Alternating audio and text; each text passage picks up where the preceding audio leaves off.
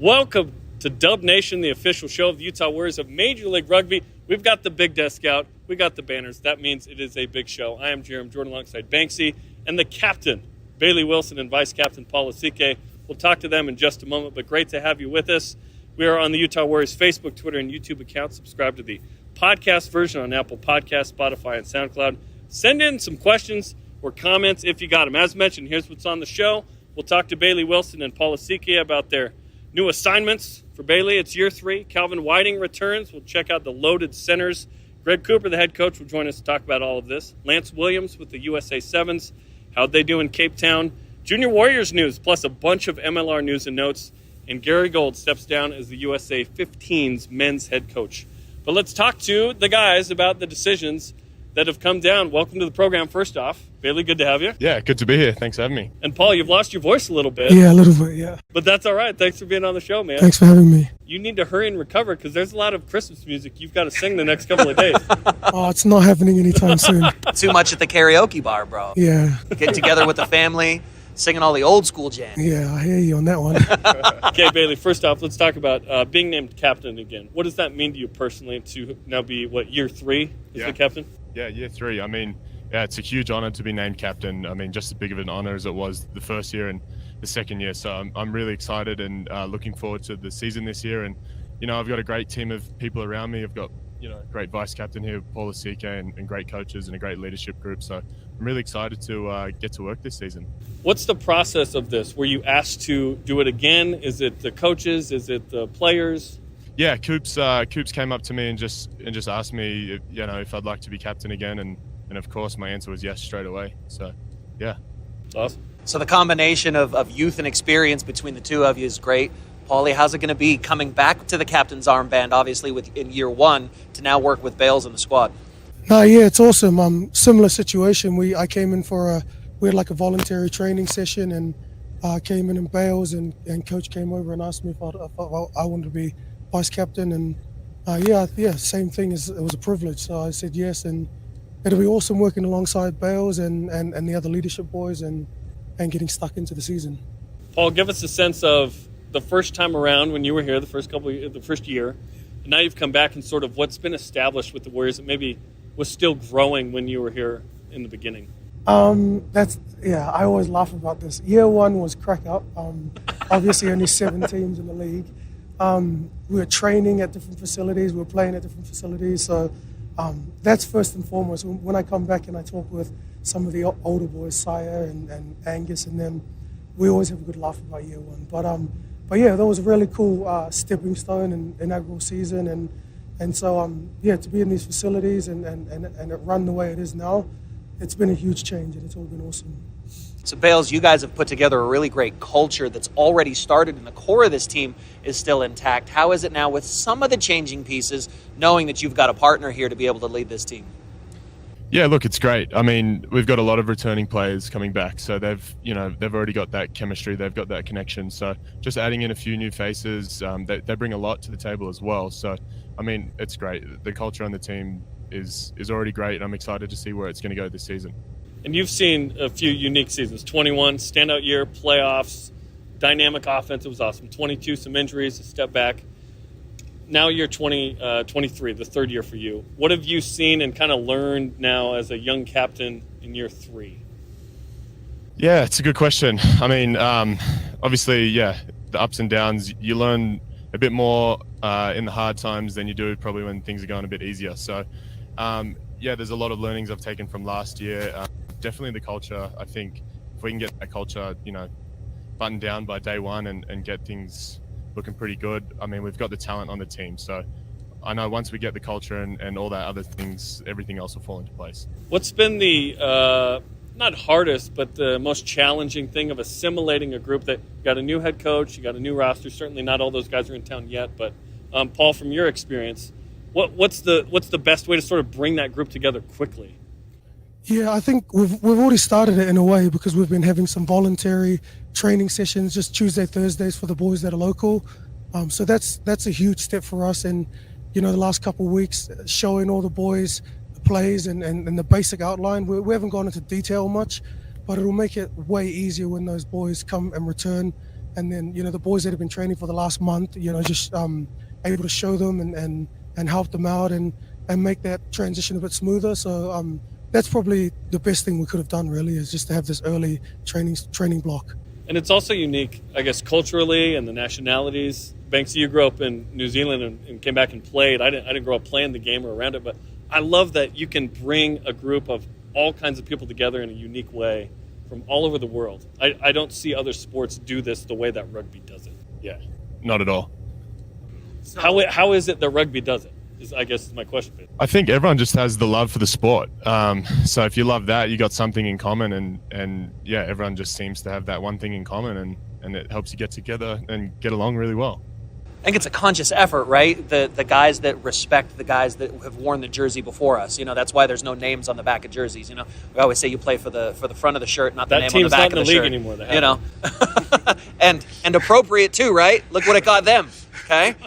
You put names on the jerseys, you're out. But in rugby, there's really no substitution for time. Not only the time that you play the game, but the time that you have to give back.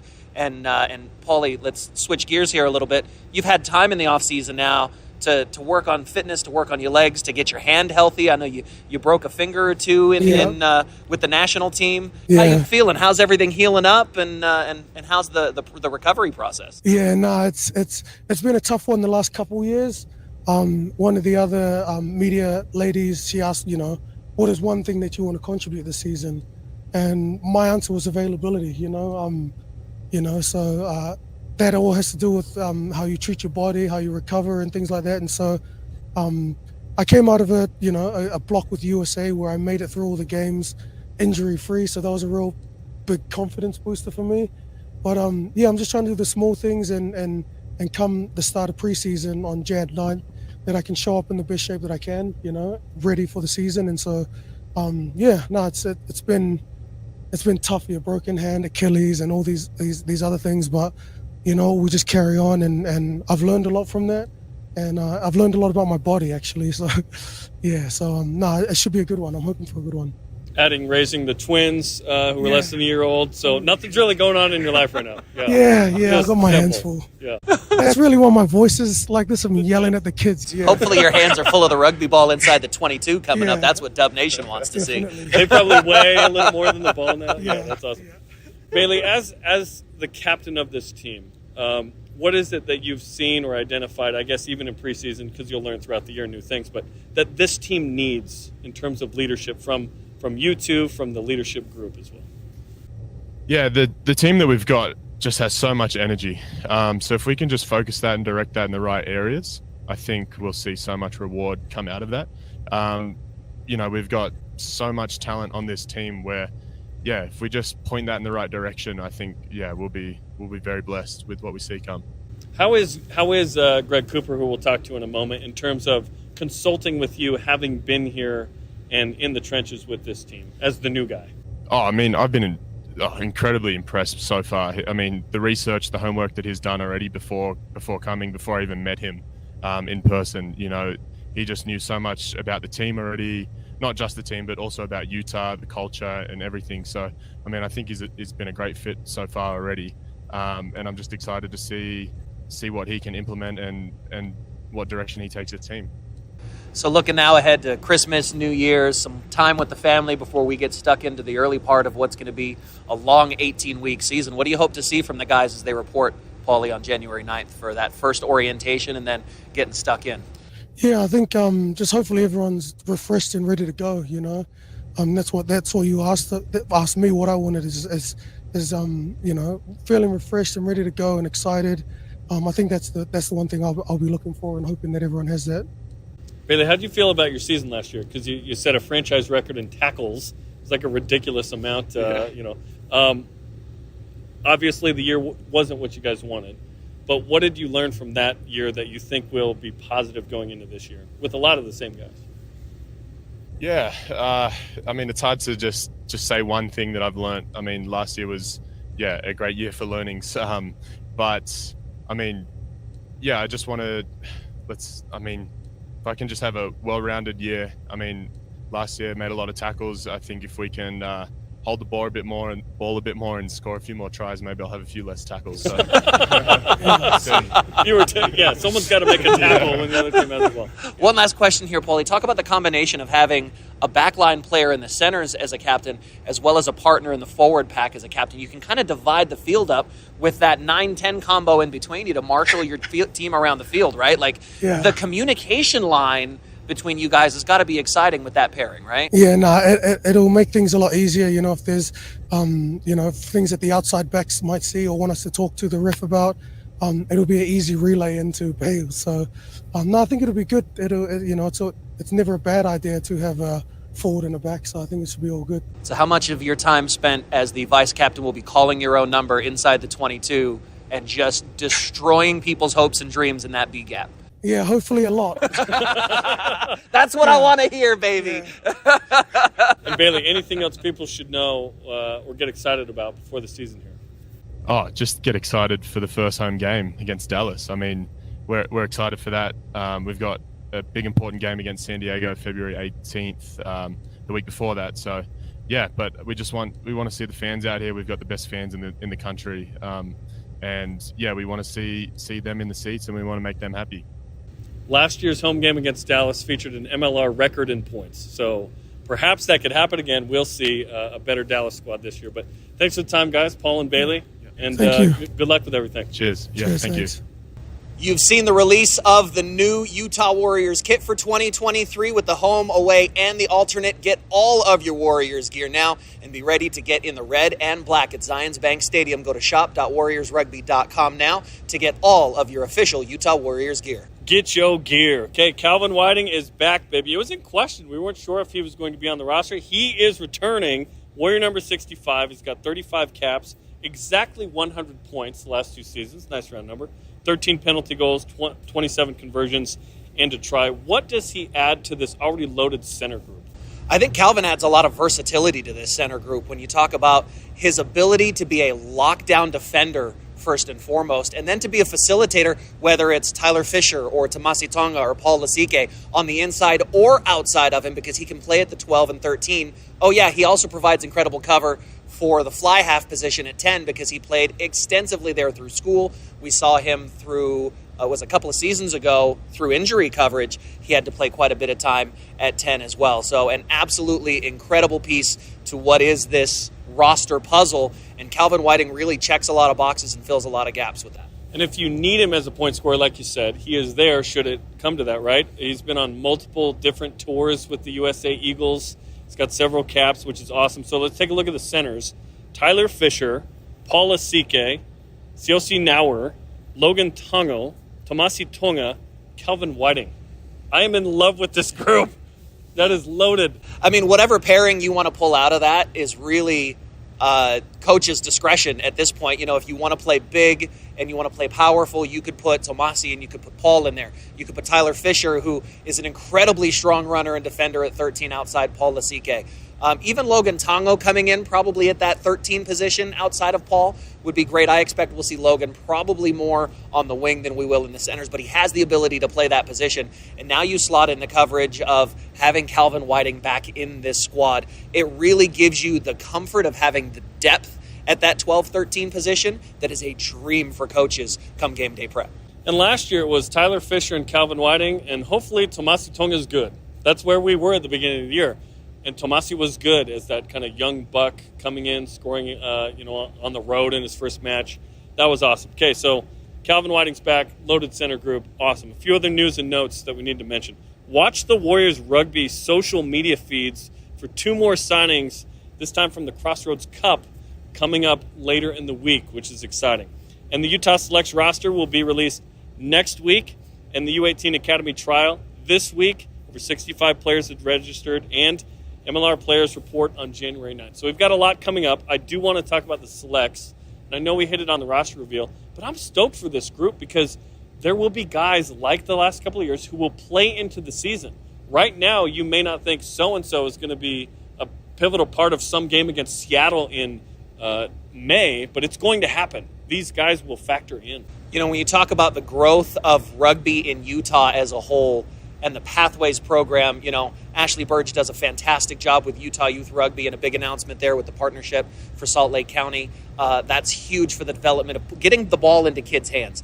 Now you talk about the under-18 development camp that's coming up to ID these high school players who are in different programs all over the state and their ability to grow and develop under a centralized coaching structure. Now you expand that to the Crossroads Cup and 2 big players who are going to be signed out of that competition specifically as a locally oriented competition.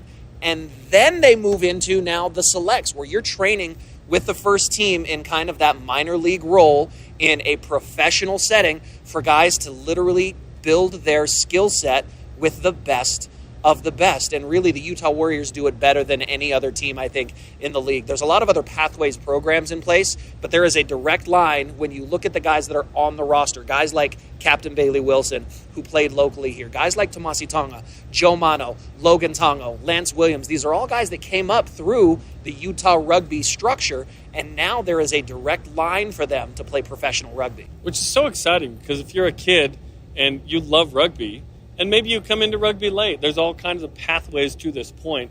You have an opportunity to play professionally, and there's a clear delineation. It's not like, well, hopefully they see you play in that one club rugby tournament over there. No. You can be seen in this building and at different camps around here from whatever age on up, which is super, super exciting. All right, we now welcome to the program the head coach of the Utah Warriors, Greg Cooper. Greg, great to have you back on the show. We got the big desk out. That means we invite the coach on. It's a big show. That's great to be here again. Okay, let's talk about the decision behind Captain Bailey Wilson and Vice Captain Paul Lasike. Great conversation with them a moment ago. Certainly great choices, it would appear. Well, I think first and foremost, when you're looking for a captain, and obviously Bales last year led the team well, led the team strongly at the end of the season. And he's got a lot of potential growth as a captain as well. I think first and foremost, both Bales and Paul, they are dominant in their position. And I think that's really crucial when you're looking at a captain. Then you start looking at the other things, their communication, of their ability to communicate. How do they communicate with the other individuals on the side? And on top of that, it's about respect as well. So when I looked at the boxes that I was looking at, they ticked all of them. So it was a pretty clear-cut decision in the end. Was it intentional to have one forward and one back? No, it wasn't. No, it wasn't, because I think when it comes to captaincy, I think the important thing is, you've got a captain and a vice captain. You've also got a leadership group as well. So, you would think that Bales and Paul will be available for the games, but we've got a lot of games. So you've also got to grow other leaders as well. So no, not intentional. We could have had 2 forwards, we could have had 2 backs. We just went for the 2 people that I believed was certainly the 2 best for our leadership. Bailey sets a record in tackles last year for the squad, certainly leads by example like you mentioned. He's been through it. 21 was so successful, 22 a step back. He's been through 2 types of seasons. How has he grown the past couple of years, as you weren't here, but now you've seen him and you've heard people talk about what he's become, and now you're seeing him as a young captain in this league? Jeremy, I think you raised a really good point. And the point is, I think it's really easy to be a captain when things are going well. It's not so easy when it's not going well. But when it's not going well, that's your greatest learning. So Bales and I chatted about that. We talked about, the difficult year, and I think he stood up last year in a really difficult time. So that was probably his greatest learning. The experience of the good times, you don't learn as much, and the hard times. And I think that balance, with Paul's support, the leadership group support, just allowing him to play his game and just lead by example. You mentioned about the tackle count. Lead by example, and I just think that will be one of his greatest strengths. When you look at the combination of them, too, you've got youth, Bales being still not even 25 years old, and Paulie, who's probably played more than 25 years of competitive rugby in his career.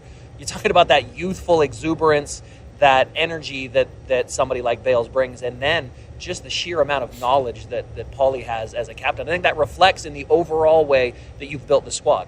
Yeah, Banksy, don't underestimate Paulie's energy. I've been really impressed. He's showing a lot of leadership and communicating with the squad.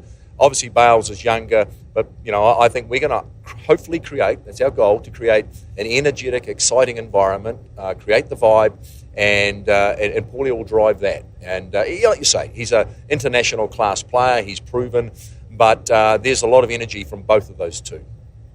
Hey, if I'm Paul, I'm excited. 2 years ago, Bailey was the captain, and then his vice captain won MLR Player of the Year. Well, there you go. I would be excited if I There was you Paul, go. right? It was pretty If good. that can happen, I'll be very happy. No pressure, Paulie. Yeah, no pressure. Now, we got Paul for a handful of games. Suffered an injury before a game. Obviously, this offseason, broke his hand. That got healed, came back, played for the USA. What does a full season of Paul Lasike potentially look like to you? Oh, I think the important thing is, we've got a preseason plan in terms of a couple of games planned. And I would like to see Paulie get that opportunity to get into the best physical shape that he wants to be in. We know there's skills, we know his rugby nous will be there, to allow him to be ready for round one. Then it's a matter of saying, these guys aren't going to be playing every game. We've just got to manage the squad. So I'm not going to say to one player, you've got all 16 games or you've got 80 minutes of, we'll judge it as we see it. The important thing is managing players. At the same time, when you manage players, you also allow other players an opportunity, and I think that's really important in the squad. Don't want to go and say, here's 23 and that's it. We just don't want to be doing that. So Paulie will be managed, but when he's ready to be let loose, he'll be let loose. Well, when we talk about depth, let's change gears here now, and we're about to announce the lineup for the Utah Select side. What role will those guys play in the overall squad in the MLR season as they kind of play that second-tier competition this year? Well, as a coach and the other coaches, Robbie and Sean, our responsibility is to help them grow. If they grow, if they put their hands up, they get an opportunity. So the great thing about that is the more they develop, the better it is for us and the better it is for the Warriors in the future. So their situation is put your hand up, we'll help you, you deliver, and there's potential opportunities for you. And that's exciting because, to make the baseball analogy, the Salt Lake Bees, the AAA, hey, Mike Trout, one of the best players in baseball, played for Salt Lake. You could have seen him before he went to the A's. You could see the next big thing in MLR if you watch the Utah Selects, which is exciting. Okay, then the U18 Academy trial is this week. What do you want to see out of that? Well, again, it's trying to identify some young talent. Now, I'll be there for that and looking and trying to identify young talent, because at U18, then there's a step up after that. So if we can identify that now, but don't forget also, and this is one thing I'd like to say to the U18s, I've seen All Blacks not make any selection at a younger age group and then become very, very good All Blacks. So the important thing, a lot of that is about their character. Yes, we're going to see ability. If we don't quite see it at that time, hopefully we'll see it further down the track. But I'll certainly be looking to see if there's some talent there available, and then we'll just hopefully pick that talent for the future, and we'll develop that as well. You talk about years worth of layering in that talent with the experience that we have on the first team. It'll be exciting to see, Coach. I think you're right, and I think this is a great thing about our squad. It's a mixture of exciting new young talent with experience-proven MLR players, with a sprinkle of additional international players coming in. So as a coach, it gives me great confidence seeing what I'm seeing at the moment. I think Brandon's done a superb job in bringing the squad together. We've worked really hard on it. The organisation has supported it. Now we've got another couple of months coming up where we've actually got to get it right, because we've got San Diego in round one on the 18th of February. They're a very good side. They've recruited well. We've got to be at the top of our game. When you talk about the excitement of having guys that have come up through that pathway, though, guys that are on the squad like Logan Tongo, guys like Joe Mano, guys like Tomasi Tonga, who have come up through that Selects program, if you're an under-18 player or a Selects level player, take that selection very seriously, because there's a real opportunity in the Utah Warriors pathway to make it to the top shelf. Well, I think the important thing is deliver your ability, and of course your ability is going to grow. Deliver your ability and bring attitude. You bring those, your ability and attitude, which is character. You do that, and of course at U18, it's young character. Character's going to grow, so we're not going to go and judge people on how they behave. This is not their finite behaviour, but we need to see them. How hard do you train? How much do you desire it? And let's see where that goes. Are you coachable? Are you teachable? All Exactly. Those things And look, we all know. We've all been through that situation where things don't go quite according to plan, and it's how you get off the canvas, how you bounce back, all those sort of things, and that'll happen for a lot of these young players. Yeah, I wouldn't want to be judged for how I was as a teenager either. But I think absolutely get Thankfully, Jarom, none I of think us are. that's really important. I think we talk as coaches and we talk as business people about character, and it's so important in a team. But we've also got to understand people need to develop as people. Young ones need to develop. It takes time. It really takes does. time. Okay, January 9th is when all the players report. Obviously, there's a bit of a break for the holidays. Then the guys come back and get ready for about 5-6 weeks before San Diego. What do you want them to accomplish over the break, if besides eating food and trying to stay in shape, before January 9th? Well, what we've done is we've sent out a sort of 3 blocks, and our first block was individual training at the moment. Then there's another block over Christmas break. Now, the other block it'll be a maintenance block. And, of course, they're probably going to eat a little bit too much. But, we're hoping that the environment's strong enough now for them to realise that important to turn up on orientation day in the best shape they can be in. But we can't, I can't be the food police over Christmas. It's not in your job description. I've just got to make sure that the environment's strong enough for them to turn up and expect to perform on day one. That's Ian's job, right? He's the food police. Ian Gibbons. That is his job. That is his job. Attaboy, Ian. Keep the boys accountable. I'm looking at you fellas with the single-digit jerseys, all right? Having been a front rower, I lived that life. Coach, congratulations. You've got your captains. You've got the initial training group in. We can't wait to see the full group together and see what the season has in store for us. Yeah, I'm really delighted with Bales and Paulie. It was and when I say Bales and Paulie, I don't go and say you're captain, you're vice captain. We've got to sit down and talk. Do they want it? And so it's a mutual discussion. We've also got a leadership group that the 3 of us have worked on, and we're delighted. And that'll be named in the new year as well. But we know who that is. Those players have been spoken to, and they've accepted the challenge as well. So it hasn't just been, you're in the group, you're captain. It's been, hey, let's just talk about this, and, do you like the vision? And this is the direction we want to go in. Okay, well, we're just weeks away from the guys reporting and a few more weeks after that from the season. So thanks for the time. We're excited. Welcome. I'm really excited, looking forward to it, and it's a big season ahead of us. Speaking of Major League Rugby 2023, get your season tickets now for the best home field advantage in Major League Rugby here at Zions Bank Stadium for your Utah Warriors. Go to warriorsrugby.com, click the link, and pick your seats. Be ready with all the perks and benefits of being a season ticket holder. Plus, might I add, it's a great stocking stuffer for the rugby fan in your life. Season tickets are available now. Go to warriorsrugby.com to get it. Okay, Lance Williams news continued with the USA Sevens in Cape Town, South Africa 2 weeks ago. Eagles took bronze with a 22-14 win over the home side. So USA doing pretty good, certainly looking for a win, but third place, a good result in South Africa. Really exciting to see, especially because this squad has turned over a lot of players from what we saw over the last couple of years. And so with guys like Lance coming in, with his versatility and ability, we saw in this last tournament how physically dominant he could be in the sevens game. And so what this allows now USA Rugby at the sevens level to do is play at the top of the pool level. So now the draws get a little easier for them because they're playing bottom of the table teams, and now they can develop some momentum and chemistry as they continue to develop the schemes that they're working in under Coach Friday and really just excel. Always good to have some sevens guys on the squad. Lance, Logan Tongo with USA Sevens now rejoining, so that's awesome. It'll be great. Lance is going to be in the best shape of his life coming from the sevens tour straight into training camp on January 9th. That's awesome because he'd been playing in December, and the fact that he had such a spectacular year last year. He was the only player, first team All-MLR from Utah. Okay, so we have some awesome news with the Junior Warriors. You mentioned it, Banksy. This season, the league will run through the Salt Lake County Parks and Rec. What does that mean for Junior Warriors?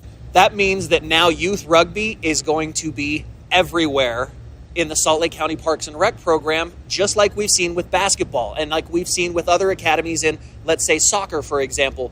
The ability for these kids to see their favorite players on TV, to come out here to Zions Bank Stadium, to shake hands, to high five, to interact with these guys, and then go out on the weekends and play the same game that they see, that they want to learn, is really invaluable. To have this as part of the grassroots sporting ethos of Utah is really where we need to be to grow the game, not just here in Utah, but in America as we look forward to 2 different World Cups in our near future. That's right. Coming up in the 2030. Shout out to Ashley Burge for the amazing work she has done with the Junior Warriors. Okay, some MLR news and notes. We got a bunch. First up, New York rebrands, and they've got a new coaching staff. They're adding the Ironworkers, Rugby New York Ironworkers to the team name. They got a new staff. Former Warriors player coach James Semple will be the head coach. Ex-All Black prop Ben Afiaki will be the forwards coach as well. They're going to play at Mount Vernon's Memorial Stadium in New York. That's where the Warriors will finish the regular season. And that's going to be a tough game. It always is going to New York. They're always really well coached. They're a great fundamentals team. They showed how dynamic they could be down the stretch, and now you add in the abilities of this new coaching staff to bring another layer of excitement to their playing style. And I could expect a lot out of New York this year. The Ironworkers name, bit of a stretch. Yeah. I think it's great for them to be playing in this new home in a state-of-the-art stadium that's going to allow them to play on a proper sized rugby field rather than the narrower football fields that we've been seeing along the East Coast. So that will make all of that will combine to make a big difference in New York. There you go, the defending champs. Okay, Threat Palamo, who played at the University of Utah, he is back with DC after being injured quite a bit the last 2 years. You know, Threats is a Utah guy, and he's another one of those impact players, a lot like Paul Lasike for us here, that has that running ability. He has the skills to be able to take over and dominate a rugby game really from any point. And so to see a healthy Threat in Palamo, while it's bad for opposition defenses, is really good for rugby in the USA. James Vaifale was traded from the Warriors to NOLA for the 18th pick. He ends up training in New Orleans. He ends up being in the dispersal draft. He's with Chicago. More on Chicago in a moment. Is he in Chicago or did he end up in Texas? I don't know. I got to text James and see what he's doing. He's definitely getting the frequent flyer miles in. James is the type of player that you want to root for, and he's the type of person that you really want to get behind and see him succeed. No matter where he ends up, you know, once you're a Warrior, you're always a Warrior. So we're clearly still rooting for James Vaifale. And Chicago, whether they have James or not, has added some real weapons here. Two-time MLR back of the year, Billy Meeks, signs with Chicago after a few years in LA. They also added Mark O'Keefe from Austin, USA Eagles 15s and 7s from Austin, Chris Matina, Michael DeWall as well from Austin. And basically Chicago is now the LA Austin of the dispersal draft. Will Chicago compete right away for a playoff spot, given all that talent? I think they have the depth to be able to compete right away. Chemistry is everything in rugby. You can have all of the X's and O's, and you can have all of these great players and all of these marquee moments, and it could all fall apart really quickly. We saw that here very easily early in the season last year in Utah. We had all of the pieces, but it was the time and the struggle to build the chemistry that's going to be key. You know, these players know each other really well. They come from a program that's played together really well. I would expect a very competitive side out of the Chicago Hounds. Yeah, for a new franchise, it's not going to be what Dallas was, which was a real struggle, and they had an incident that injured some players and whatnot. That was tough.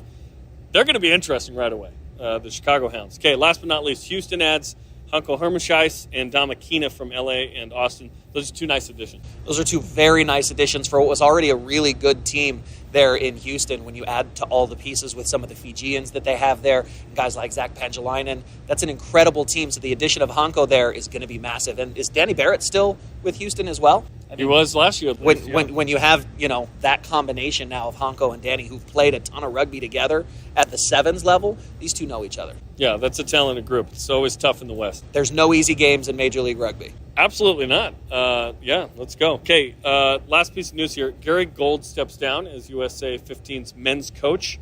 The most successful men's coach recently. Won more games than any previous coach. U.S. beat Scotland and Samoa. They qualified and played in the 2019 World Cup. Obviously disappointing. Probably the root of this, not qualifying for France in 2023. What did you think of that news? I don't think it's a surprise to anyone in the rugby community that happened. I think we were due for a change, and I think it's really time for the USA rugby program as a whole and for the people in charge at USA Rugby to make a good decision and get it right. They haven't gotten it right a lot in the last probably 5 to 7 years. And this is a chance now to reset, wipe the slate clean, and bring in somebody who can live and work here in America, that can help develop American players under the umbrella of USA Rugby and really get in partnership with the elite athletes that we have available to create a formidable force going forward with the consistency that we hope and demand from all of our sports teams here in America. You know, the United States isn't used to being a mid-tier team in any of the sports we play. We saw just recently with the Soccer World Cup how they overperformed and had the ability to really capture the imagination of a nation, making it through to the knockout stage. The USA can do that very same thing with rugby, but it's going to take that one coach, and it's going to take a coach that either has close ties to or is from America to live here, to work here, and to grow these programs in partnership with Major League Rugby teams and club rugby all over the country to find, identify, and centralize the best talent into that program. You've got 4 years to make the 27 World Cup, and then the United States is hosting the 31. So it's an 8-year build. Who knows if that same person would be through those 2 cycles? But with Major League Rugby going into year 6, you almost wonder, and we saw this with soccer in the 90s, how long does it take before the domestic league is established and firmly in place before you make that jump? Because with USA Rugby in the World Cup, we're talking about you've got to win a game, let alone get out of the pool, let alone compete for a championship, which who knows, in our lifetime that could certainly happen. But we're talking about a team that didn't qualify, unfortunately, for 23. So how long does it take, in your opinion, before, okay, Major League Rugby has been here for X years, now we should win games in the World Cup? Well, now we're talking about, by the time the next World Cup comes around, a 10-year-old league. We're talking about an almost 15-year-old league by the time we host the World Cup. So the growth progression really should set those same expectations. If we can qualify first for the next World Cup, and then we can make it into the knockout rounds when we host the World Cup, I would consider that a success for USA Rugby. I think a lot of the problem is for USA Rugby are the resources.